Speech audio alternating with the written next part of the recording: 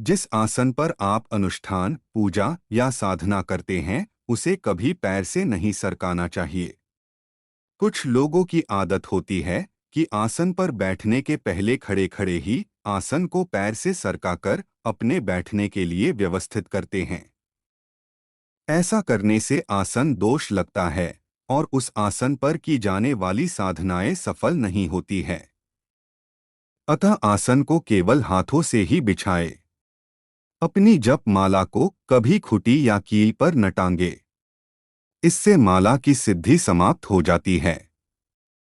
जप के पश्चात या तो माला को किसी डिब्बी में रखे, गौमुखी में रखे या किसी वस्त्र आदि में भी लपेट कर रखी जा सकती है। जिस माला पर आप जाप कर रहे हैं, उस पर किसी अन्य की दृष्टि या स्पर्श न हो, इसलिए उसे साधना के बाद वस्त्र में लपेट कर रखे। इससे वो दोष मुक्त रहेगी। साथ ही कुछ लोगों की आदत होती है, जिस माला से जप करते हैं उसे ही दिन भर गले में धारण करके भी रहते हैं। जब तक किसी साधना में धारण करने का आदेश न हो, जप माला को कभी धारण ना करे। साधना के मध्य जम्हाई आना, छिक आना, गैस के कारण वायु दोष होना, इन सभी से दोष लगता है और जाप का पुण्य क्षीण होता है। इस दोष से मुक्ति हेतु आप जप करते समय किसी ताम्र पात्र में थोड़ा जल तथा कुछ तुलसी पत्र डालकर रखें। जब भी आपको जम्हाई या छींक आए या वायु प्रवाह की समस्या हो, तो इसके तुरंत बाद पात्र में रखे जल को मस्तक तथा दोनों नेत्रों से लगाएं। इससे ये दोष समाप्त हो जाता है। साथ ही साधकों को नित्य सूर्य दर्शन कर साधना में उत्पन्न हुए दोषों की निवृत्ति के लिए प्रार्थना करनी चाहिए। इससे भी दोष समाप्त हो जाते हैं। साथ ही यदि साधना काल में हल्का भोजन लिया जाए तो इस प्रकार की समस्या कम ही उत्पन्न होती है। ज्यादातर देखा जाता है कि कुछ लोग बैठे बैठे बिना कारण पैर हिलाते रहते हैं या एक पैर के पंजे से दूसरे पैर के पंजे या पैर को आपस में अकारण रगड़ते रहते हैं। ऐसा करने से साधकों को सदा बचना चाहिए, क्योंकि जप के समय आपकी ऊर्जा मूलाधार से सहस्त्रार की ओर बढ़ती है। परंतु सतत पैर हिलाने या आपस में रगड़ने से वो ऊर्जा मूलाधार पर पुनः गिरने लगती है।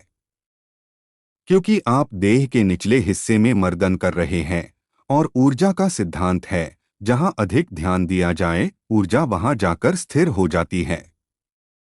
इसलिए ही तो कहा जाता है कि जप करते समय आज्ञा चक्र या मणिपुर चक्र पर ध्यान लगाना चाहिए। अतः अपने इस दोष को सुधारे।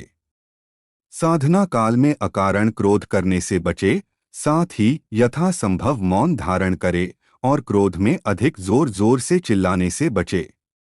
इससे संचित ऊर्जा का नाश होता है और सफलता शंका के घेरे में आ जाती है। साधक जितना भोजन खा सकते हैं उतना ही थाली में ले। यदि आपकी आदत अन्न जूठा फेंकने की है तो इस आदत में सुधार करे, क्योंकि अन्नपूर्णा शक्ति तत्व है। अन्न जूठा फेंकने वालों से शक्ति तत्व सदा रुष्ट रहता है और शक्ति तत्व की जिसके जीवन में कमी हो जाए वो साधना में सफल हो ही नहीं सकता है, क्योंकि शक्ति ही सफलता का आधार है। हाथ पैर की हड्डियों को बार बार चटकाने से बचे।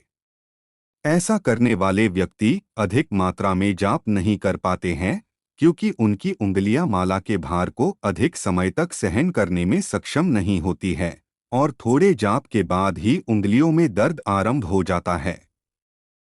साथ ही पुराणों के अनुसार बार बार हड्डियों को चटकाने वाला रोगी तथा दरिद्री होता है।